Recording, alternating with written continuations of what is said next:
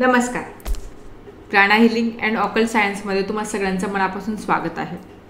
आज आपण मुलांक 2 वाल्यांसाठीचं प्रेडिक्शन बघणार आहोत, ज्यांचा मुलांक 2 आहे.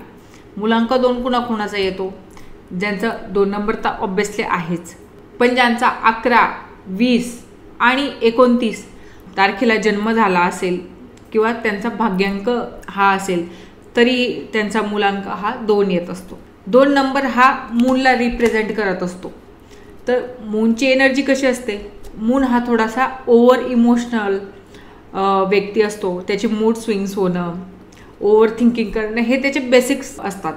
तर त्याच बाबतीमध्ये आपण टॅरोद्वारे पण प्रेडिक्शन घेऊया की ह्या महिन्यासाठी म्हणजे नोव्हेंबर 2025 या महिन्यासाठी मुलांक 2 वाल्यांसाठी मंथली प्रेडिक्शन काय आहे किंवा महिना कसा असणार आहे हे आपण चेक करणार आहोत. 2 मिनटं सगळ्यात अगोदर आपल्या इष्टदेवतेचं सगळ्यांनी नाव घ्यायचं आहे आणि ह्या जनरल प्रेडिक्शनला रिझोनेट करायचं आहे. जनरल प्रेडिक्शन आहे, जसं मी मागच्या व्हिडिओमध्ये सांगितलंच आहे की जनरल प्रेडिक्शन आहे. बऱ्याचदा सगळ्यांनाच ही रिझोनेट होते असंच नाही, पण हो, देवाचं नाव सगळ्यांनी घ्यायचं आहे. आणि हो, स्क्रीनवर डबल टॅप करून कमेंट नक्की करा. मीही 2 मिनटं माझं देवाचं नाव घेते आणि मग नंतर आपण प्रेडिक्शनला स्टार्ट करूया.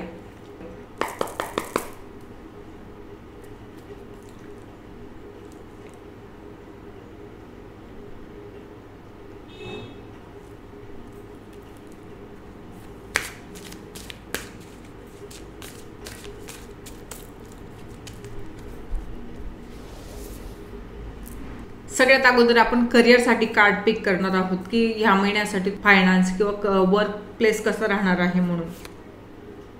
हो, पेज ऑफ पेंटेकलचं कार्ड आहे.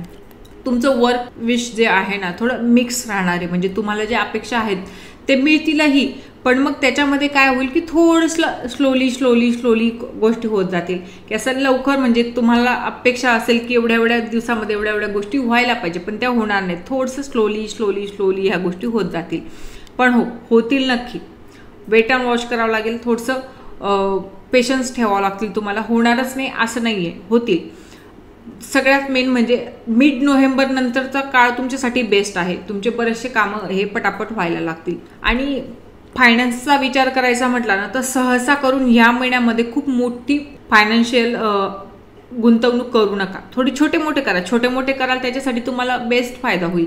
पण जर तुम्ही म्हणत असाल की छोटे मोठे वर्क केल्यानंतरही तुम्ही मग मोठा पाऊल उचलणार असाल तर थोडंसं थांबून एवढ्या महिन्यात जाऊ द्या, मग नंतर हवं ते करू शकतात तुम्ही. आणि विशेषतः म्हणजे 15 दिवसांपर्यंत तर कुठलीच गोष्ट करू नका. तुम्ही जर म्हणाल की छोटे सगळे निर्णय तुमचे सक्सेस होत आहेत तर आता मोठा निर्णय घेऊ, तर असं करू नका. कारण मोठा निर्णय हा तुमचा फसू शकतो. विशेषतः अजून म्हणजे 15 दिवसांपर्यंत तर बिलकुल घेऊ नका. त्याच्यानंतर तुम्ही काहीतरी थोडंफार चेंजेस करू शकतात. आणि हो, त्यातल्या त्यात तुम्ही जर पार्टनरशिप किंवा कुणाशी कोलॅबोरेशन करायचं म्हटलं तर अतिउत्तम, ते होऊ शकतं. त्याच्यासाठी तुम्हाला हा महिना खूप चांगला आहे. त्याच्यामध्ये तुम्हाला प्रॉफिट राहील. कोलॅबोरेशन छान राहील. एकापेक्षा 2 कधीही चांगलेच राहणार आहेत. आता आपण रिलेशनशिपच्या बाबतीमध्ये बघणार आहोत की रिलेशनशिप या महिन्यामध्ये कशी राहील. या महिन्यामध्ये थोडं तुम्हाला इमोशनल इंटेन्स राहावं लागणार आहे. इमोशनली तुम्ही पार्टनरशी जुळाल, इमोशनली काही गोष्टी रेझोनेट कराल, पण थोडं जे दिसतंय ना त्याच्या पलीकडचं काहीतरी विचार करण्याचा प्रयत्न करा. जे चित्र तुम्हाला दिसतंय त्याच्या व्यतिरिक्त पण परिस्थिती काही असू शकते असं विचार करावा लागेल तुम्हाला. कारण कसं असतं, कधी आपल्याला सगळं सरळ दिसतं, पण तसं नसतं. काही गोष्टी त्यातल्या बदल असतो, तर त्या तुम्हाला चेक करायच्या आहेत.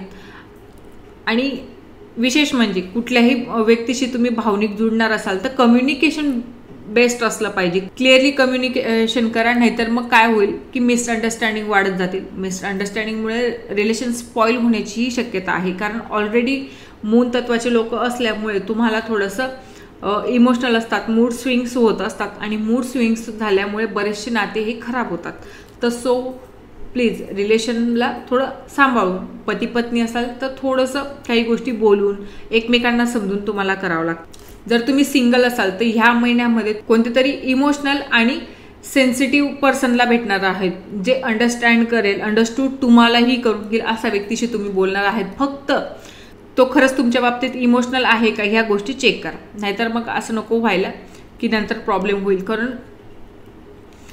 मून तत्वाचे लोक हे खूप लवकर कुणाशीही इमोशनल होतात, पण समोरचा व्यक्तीही तितकंच लवकर तुमच्याशी इमोशनल होईल किंवा इमोशनली तुमच्याशी जुळेल असं नसतं.